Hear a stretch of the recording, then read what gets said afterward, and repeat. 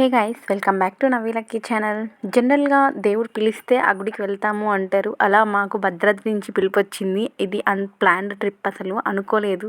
మా హస్బెండ్ వాళ్ళ colleagues, office వాళ్ళు అందరూ అనుకునేసి ముందు రోజు ప్లాన్ చేసుకొని వెళ్ళాం. చాలా హ్యాపీ. ఎప్పుడో చిన్నప్పుడు వెళ్ళాను, నాకు వెళ్ళింది కూడా గుర్తులేదు. బట్ నా వరకు అయితే నేను ఇదే ఫస్ట్ టైం రామయ్యని దర్శించుకోవడం. ఇక్కడ రాముల వారు, సీతమ్మ తల్లి ఏకశిలా విగ్రహం, అంటే ఒకే శిలలో చెక్కబడి ఉంటారంట. ఇలా వేరే ఎక్కడ కూడా ఉండదు. ఇక్కడికి వచ్చిన తర్వాత తెలిసింది నాకు కూడా. అండ్ అలాగే రథసప్తమి రోజు వెళ్ళాం కాబట్టి చాలా క్రౌడ్ ఉండింది గుళ్ళో. నెక్స్ట్ అక్కడి నుంచి పర్ణశాలకి స్టార్ట్ అయ్యాం. పర్ణశాల వెళ్ళే రూట్ మాత్రం చాలా పొలాలు, చిన్న చిన్న పల్లెటూర్లు, చాలా బాగుంటుండే. అండ్ స్పెషల్లీ ఇంకోటి మంచి వైబ్ ఇచ్చింది ఏంటంటే, ఇక్కడ వెళ్ళే దగ్గర గవర్నమెంట్ ట్రీస్ ఉంటాయి కదా, వాటన్నిటిపైన కూడాను శ్రీరామ శ్రీరామ అని రాసుంది.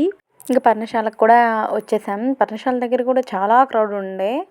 ఎందుకంటే రథసప్తమి కదా, అక్కడ టెంపుల్కి వచ్చిన వాళ్ళందరూ మ్యాక్సిమం ఇక్కడికి వచ్చేస్తారు. చాలా చాలా క్రౌడ్ ఉంది. అలానే ఇక్కడ కూడా రాముల వారి టెంపుల్ ఉంది. రాముల వారు, సీతమ్మ తల్లి, లక్ష్మణుల వారిది శిలలు పెద్ద పెద్దగా ఉండింది. ఇదంతా పర్ణశాలకు వెళ్ళే రూట్. చాలా చాలా క్రౌడ్ ఉంది. మనకి ఫోన్స్లో వీడియోస్ తీసుకునే ఫెసిలిటీ కూడా లేదు, ఎందుకంటే ఫోన్స్ కూడా తీసేసుకుంటారు. ఇక్కడంతా కూడా చాలా చిన్న చిన్న షాప్స్ ఉన్నాయి. వాటిలో వుడెన్ టాయ్స్, చిన్న చిన్న బొమ్మలు, హోమ్ డెకర్స్ ఇలా అన్నీ ఉన్నాయి. అవన్నీ చూడడానికి చాలా క్యూట్గా ఉన్నాయి. బట్ రేట్ కూడా హాట్గా ఉన్నాయన్నమాట. అంతేకాకుండా ఇక్కడ బోటింగ్ ఫెసిలిటీ కూడా ఉంటుంది. అండ్ ఇంతటితో సీతారాముల దర్శనం, పర్ణశాల దర్శనం అంతా అయిపోయింది. మేము నెక్స్ట్ ఇక్కడి నుంచి అరుణాచల శివయ్యని దర్శించుకోవడానికి వెళ్తున్నాం. మేము అరుణాచలంలో ఏమేమి చూసాం, అసలు ఇక్కడ ఏమేమి ఉన్నాయి, ఏంటి అని మొత్తం తెలుసుకోవాలంటే నెక్స్ట్ వీడియో చూడండి. బాయ్.